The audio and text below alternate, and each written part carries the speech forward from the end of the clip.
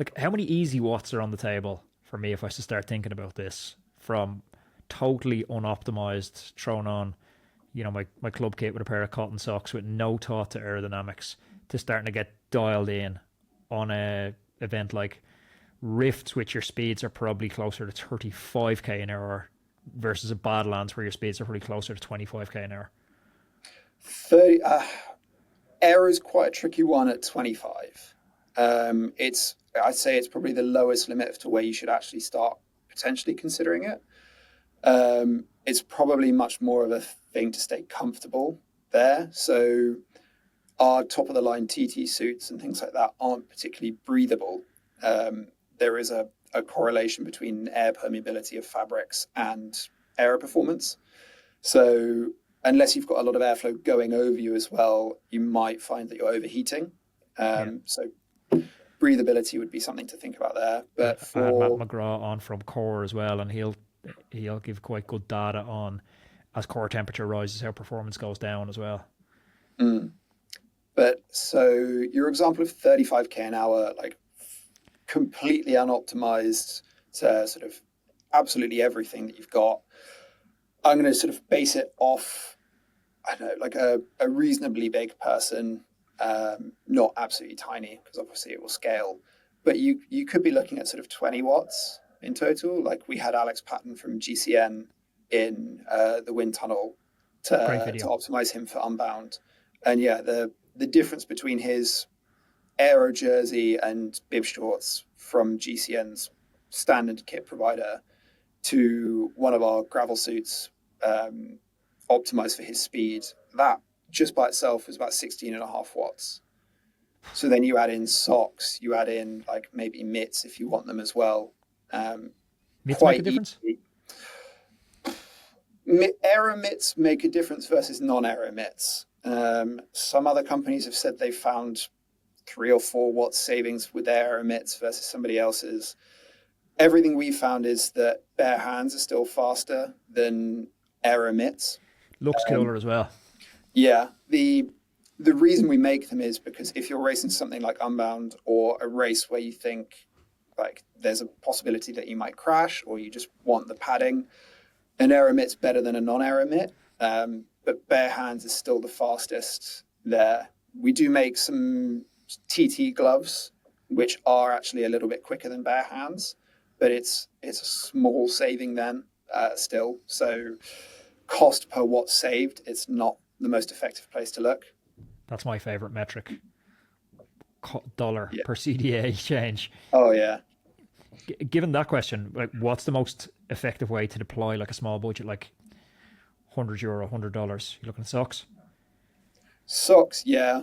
If I'm not limited to clothing, everybody's heard this now, but tubeless. Minus the faff of setting it up, it does have really good advantages to rolling resistance. So yeah, if you don't mind changing it every few months, it is worth doing. And I know tires and tire width has got really in vogue. You guys did test that, didn't you? The tire width in Silverstone's rolling resistance rig. Since then, Dylan seems to be exclusively mountain bike tires and gravel races 2.2 most of the time. What was the data on that to support that decision? Yeah, so it's obviously going to, if you're riding on really nice smooth tarmac, we're not saying 2.2 mountain bike tires are going to be the fastest. So it's horses for courses. Really rough gravel. Those Conti Race Kings did perform really well. Softer gravel or like finer onto something where maybe the race is like 80% tarmac and then has 20% gravel. That's obviously going to affect your decision. But yeah, interestingly, I think there was a kind of an aerodynamic performance from that tread on the Contis. They've got texture down the sides, like quite a long way. So there will be something going on there rather than just having a tread sort of in the center part of the tire. But yeah, it's a trade-off between rolling resistance and aerodynamics. So obviously if you're going very, very wide with a tire, you are going to start impacting performance.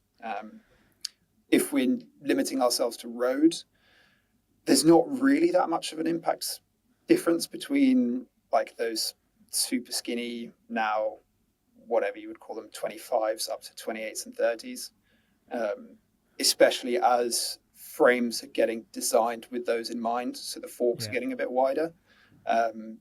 The advantage overall lies with the wider tires for rolling resistance there.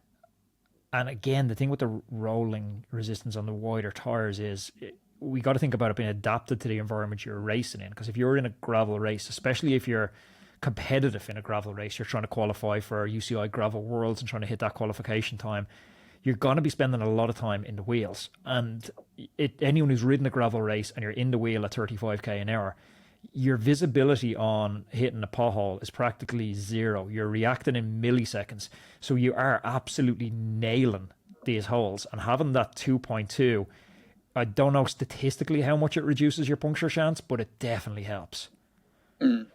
Yeah, and I think there's different levels to puncture protection and things like this that you then have to factor into it. So are you willing to save a watt or two for having much less puncture protection and then kick yourself if you do flat and that's the end of the race?